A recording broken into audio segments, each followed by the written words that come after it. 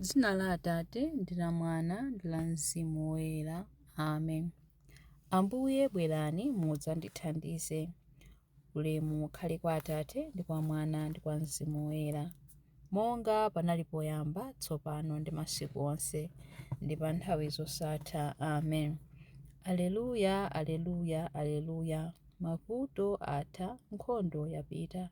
Tsopano chipambano cha wopambana chapezeka. Lolani nyimbo yotamanda iyimbidwe. Aleluya, aleluya, aleluya, aleluya. Mmawa wa tsiku lachitatu anaukanso.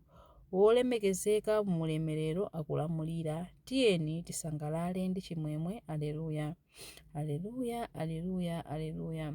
Ambuye wouka matamando onse apite kwa inu, inu amene ku machimo athu mwatiwombola, kuti tikhale ndi moyo wosatha. Aleluya.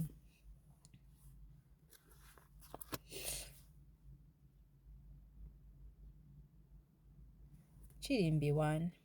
Chauta Mulungu adamulonga ufumu wa kholo lake Davide. Aleluya. Inu chauta mukumbukire Davide ndi mavuto onse amene adawapirira. Adalumbira kwa inu chauta nalonjeza kwa Mulungu wamphamvu zonse wa Yakobe, ndithu sindidzalowa mnyumba mwanga kapena kukagona pa bedi panga. Sindidzalola kuti ndikhale mtulo kapena kuti zikope zanga ziwodzere mpaka nditapezera chauta malo oti Mulungu wamphamvu zonse wa Yakobe azikhalamo. Tinamva za bokosi la chipangano ku Efulata, tidalipeza m'minda ya ku Yara. Tiyeni tipite kumalo kumene chauta amakhala. Tiyeni tikapembedze ku mpando wake wachifumu. Dzambatukani inu chauta ndi kupita kumalo anu kumene mumakhala, inuyo pamodzi ndi bokosi la chipangano lofanizira mphamvu zanu. Ansembe anu avale chilungamo ngati nsalu. Anthu anu oyera mtima afuwule ndi chimwemwe chifukwa cha zimene mudalonjeza kwa mtumiki wanu Davide. Musakane nkhope ya wozozedwa wanu. Ulemu ukhale kwa Atate ndi kwa Mwana ndi kwa Mzimu Woyera, monga panali poyamba, tsopano ndi masiku onse ndi pa nthawi zosatha. Amen. Chauta Mulungu adamulonga ufumu wa kholo lake Davide. Aleluya. Chilimbi 2. Yesu Khristu ndiye wolamulira yekhayo wa anthu onse, mfumu ya mafumu. Aleluya. Chauta adalumbira Davide motsimikizira ndipo sadzasintha. Adati, ndidzakhazika pa mpando wachifumu mmodzi mwa ana ako amuna. Ngati ana ako amuna asunga chipangano changa ndi malamulo anga amene ndidzawaphunzitsa, ana awonso adzakhala pa mpando wako wachifumu mpaka muyaya. Chauta wasankhula Ziyoni, akufuna kuti akhale malo ake okhalamo. Amenewa ndiwo malo anga opumulirirako mpaka muyaya. Ndidzakhala kuno chifukwa ndakufunitsitsa. Ndidzadalitsa kwambiri mzinda wa Ziyoni powupatsa zosowa zake. Anthu ake osauka ndidzawapatsa chakudya chokwanira. Ansembe ake ndidzawaveka chipulumutso. Anthu ake oyera mtima adzafuwula ndi chimwemwe. Davide ndidzammeretsera chiphukira kumeneko. Ndamkonzera nyale wozozedwa wanga. Adani ake ndidzawaveka manyazi ngati nsalu, koma iye yekhayo adzavala chisoti chowala chachifumu. Ulemu ukhale kwa Atate ndi kwa Mwana ndi kwa Mzimu Woyera, monga panali poyamba, tsopano ndi masiku onse ndi pa nthawi zosatha. Amen.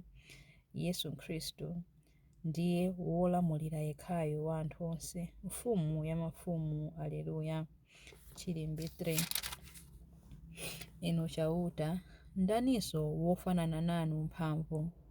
Ali monga inu ndani, wa ulemerero nkuyera. Aleluya. Ambuye Mulungu mphambe, inu amene mulipo ndipo munalipo kale, tikukuyamikani chifukwa mwaonetsa mphamvu yanu yayikulu ndipo mwayamba kukhazikitsa ufumu wanu. Anthu akunja adakalipa, koma yafika nthawi yoonetsa mkwiyo wanu, ndiye kuti nthawi yoweruza anthu akufa. Yafika nthawi yoti mupereke mphotho kwa atumiki anu aneneri ndi kwa anthu anu, ndiye kuti onse ang'onoang'ono ndi akuluakulu amene amaopa dzina lanu. Tsopano Mulungu wathu watipulumutsa, waonetsa mphamvu zake ndi ufumu wake. Tsopano wodzozedwa uja waonetsa ulamuliro wake, woneneza abale athu uja wagwetsedwa pansi, amangokhalira kuwaneneza kwa Mulungu wathu usana ndi usiku. Abale athuwo adamugonjetsa ndi magazi a mwana wankhosa uja, ndiponso ndi mawu amene iwo ankawachitira umboni. Iwo adazipereka kotheratu, kotero kuti sadaope ngakhale kufa. Choncho kondwerani inu dziko lakumwamba ndi onse okhalamo. Ulemu ukhale kwa Atate ndi kwa Mwana ndi kwa Mzimu Woyera, monga panali poyamba, tsopano ndi masiku onse, ndi pa nthawi zosatha. Amen. Inu chauta, ndaninso wofanana nanu mphamvu, ali monga inu ndani wa ulemerero nkuyera. Aleluya. Mawu a Mulungu. Mawu akuchokera mu buku la 1 Petro. 1 Petro 3 verse 18, 21b mpaka na 22. Khristu adafera machimo a anthu kamodzi kokha, munthu wolungama kufa m'malo mwa anthu ochimwa afe, kuti atifikitse kwa Mulungu. Pa za thupi adaphedwa, koma pa za mzimu adapatsidwa moyo. Kubatizidwa kumeneku sikusiyidwa litsiro la mthupi, koma kudzipereka kwa Mulungu ndi mtima woona, kudzera mwa Yesu Khristu amene adapita kumwamba ndipo ali kudzanja lamanja la Mulungu. Kumeneko anjelo ndi maulamuliro ndi zimphamvu zimamvera Iye. Mawu a Ambuye. Tithokoze Mulungu. Chiyankho. Ophunzira ake adakondwa kwambiri. Aleluya, aleluya. Ophunzira ake adakondwa kwambiri. Aleluya, aleluya, pamene anaona Ambuye ouka. Aleluya, aleluya. Ulemu ukhale kwa Atate ndi kwa Mwana ndi kwa Mzimu Woyera. Ophunzira ake adakondwa kwambiri. Aleluya, aleluya. Chilimbi cha nyimbo ya Amayi Mariya. Ine ndine chakudya cha moyo chimene chidatsika kuchokera kumwamba. Munthu wodya chakudyachi adzakhala ndi moyo mpaka muyaya, ndipo chakudyacho chimene ine ndidzapereka ndi thupi langa, limene ndikulipereka kuti anthu a pa dziko lonse lapansi akhale ndi moyo. Mtima wanga ukutamanda Ambuye, ndipo mzimu wanga ukukondwera mwa Mulungu mpulumutsi wanga, popeza kuti wayang'ana kutsika kwa mtumiki wake. Ndithu kuyambira tsopano anthu a mibado yonse adzanditcha wodala. Iye amene ali wamphamvu wandichitira zazikulu, ndipo dzina lake nloyera. Amawachitira chifundo anthu a mibado ndi mibado amene amamulemekeza. Wachita zamphamvu ndi dzanja lake. Wabalalitsa anthu a mtima wonyada. Mafumu amphamvu wawatsitsa pa mipando yawo yachifumu. Anthu wamba nkuwakweza. Anthu anjala wawakhutitsa ndi zabwino. Anthu olemera nkuwabweza osawapatsa kanthu.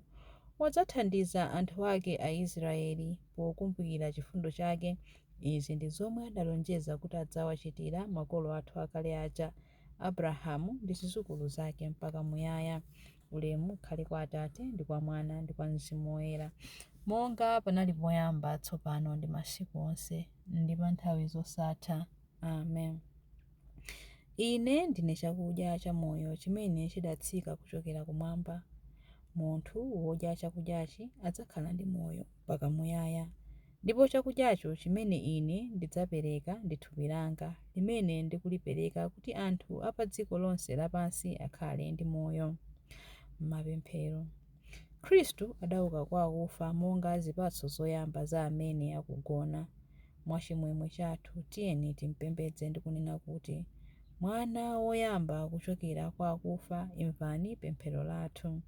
Ambuye Yesu, kumbukirani mpingo wanu woyera womangidwa pa apostoli, ndipo umafika mpaka kumalekezero a dziko, ndipo lolani madalitso anu akhale pa onse amene amakhulupirira inu. Mwana woyamba kuchokera kwa akufa, imvani pemphero lathu. Ndinu mumachiritsa mzimu ndi thupi, bwerani mudzatithandize, mutipulumutse mchikondi chanu. Mwana woyamba kuchokera kwa akufa, imvani pemphero lathu. Adzutseni odwala ndi kuwapatsa mphamvu, amasuleni ku zimene zikuwasautsa m'matupi yawo. Mwana woyamba kuchokera kwa akufa, imvani pemphero lathu. Athandizeni amene akuvutika m'maganizo kapena m'thupi, ndipo mwachifundo chanu athandizeni amene akusowa thandizo. Mwana woyamba kuchokera kwa akufa, imvani pemphero lathu. Kudzera pa mtanda wanu ndi kuuka kwanu mudatsekulira anthu onse njira ya kumoyo wosatha. Apatseni abale ndi alongo athu amene adamwalira chimwemwe ndi ufumu wanu. Mwana woyamba kuchokera kwa akufa, imvani pemphero lathu. Mwana woyamba kuchokera kwa akufa, imvani pemphero lathu pamene tikupemphera kuti Atate athu muli mmwamba, dzina lanu liyeretsedwe, ufumu wanu udze, kufuna kwanu kuchitidwe monga kumwamba choncho pansi pano. Mutipatse ife lero chakudya chathu cha lero. Mutikhululukire ife zochimwa zathu monga ifenso takhululukira adani athu. Musatisiye ife mchinyengo, koma mutipulumutse ife kwa zoyipa. Amen. Tipemphere. Atate, mu nyengo yoyera iyi tadziwa kuzama kwa chikondi chanu, mwatipulumutsa ku mdima wakulakwa ndi tchimo. Tithandizeni ife kukakamira zoona zanu mokhulupirika. Tikupempha izi kudzera mwa Ambuye athu Yesu Khristu, mwana wanu, amene ali ndi moyo ndi ufumu limodzi nanu ndi Mzimu Woyera, Mulungu tsopano ndi pa nthawi zosatha. Amen. Ambuye atidalitse, atiteteze ife ku zoyipa zonse ndi kutifikitsa ku moyo wosatha. Amen. Dzina la Atate ndi la Mwana ndi la Mzimu Woyera. Amen.